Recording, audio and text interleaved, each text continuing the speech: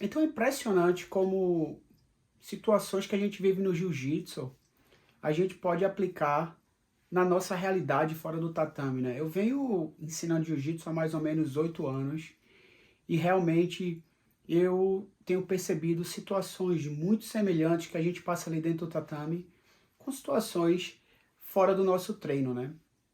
E alguns dias atrás eu vi dois dos meus alunos fazendo uma posição, né? E eu percebi que um estava indo um pouquinho mais forte do que o outro. E eu sempre coloco aquela mensagem ali para um ter cuidado com o outro, né? E eu deixo eles fazendo a técnica ali. Só que esse garotinho ali, ele começou a fazer a técnica sempre mais forte, o outro ali estava recebendo, né? Sem se comunicar com ele.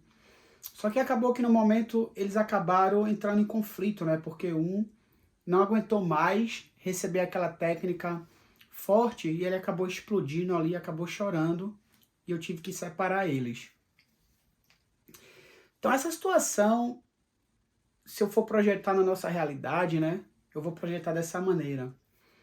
Inconscientemente, né, a gente acaba tendo alguns tipos de padrões de comportamento, né, de atitudes, que acabam prejudicando outras pessoas ao nosso redor.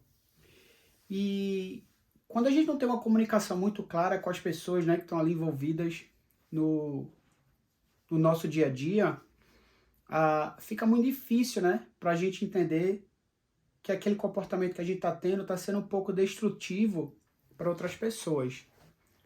Mesmo que ele seja inconsciente, né, que ele não tinha intenção de machucar. E é aí onde a gente tem o primeiro problema, né, o problema da comunicação. Porque se você percebeu, quando a gente volta ali para o jiu-jitsu, a gente tem uma pessoa totalmente inconsciente, repetindo padrões. E do outro lado, a gente tem uma pessoa totalmente consciente, recebendo aquele padrão e acumulando. E na nossa realidade é da mesma forma, né?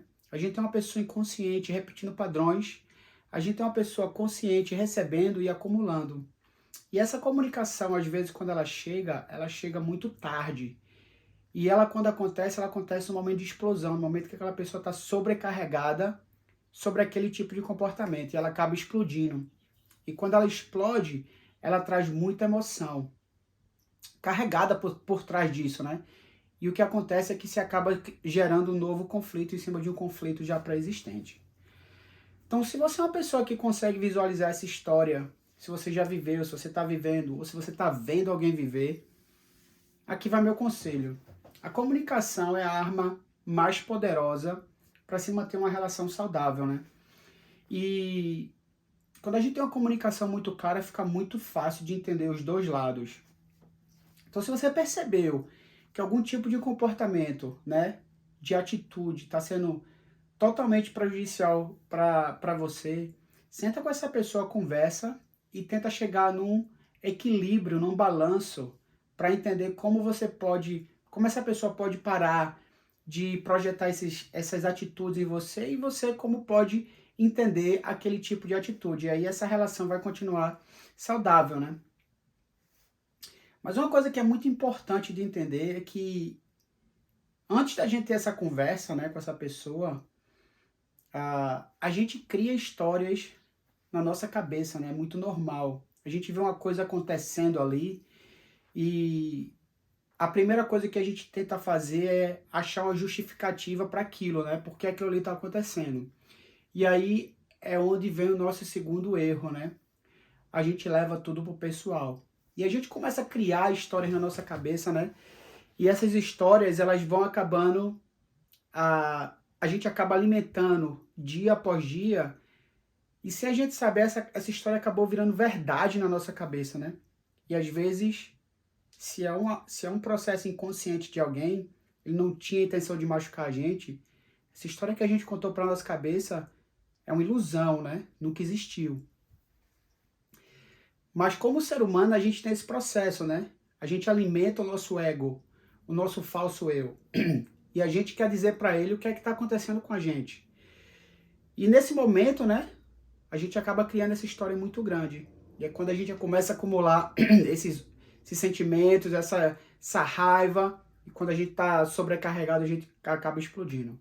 Então, para evitar esse tipo de situação, tenta não levar nada pro pessoal, né? Não acha que as pessoas estão tentando te machucar diretamente ou te prejudicar. Tenta enxergar aquilo ali como uma atitude pessoal dele, por algum problema que ele está passando, alguma situação que ele está passando, ou até mesmo porque ele tem esse tipo de atitude. Se, de repente, você acha que aquilo ali realmente é prejudicial para você, aí você vai sentar com ele e ter aquela conversa clara para que você chegue num balanço saudável, né, para a relação. Mas, primeiro, sempre uma comunicação muito clara e importante entre duas pessoas. E segundo, né, nunca leva para o pessoal. Quando a gente leva para o pessoal, a gente está gerando e produzindo um falso sofrimento para a gente, que às vezes ele nem existe.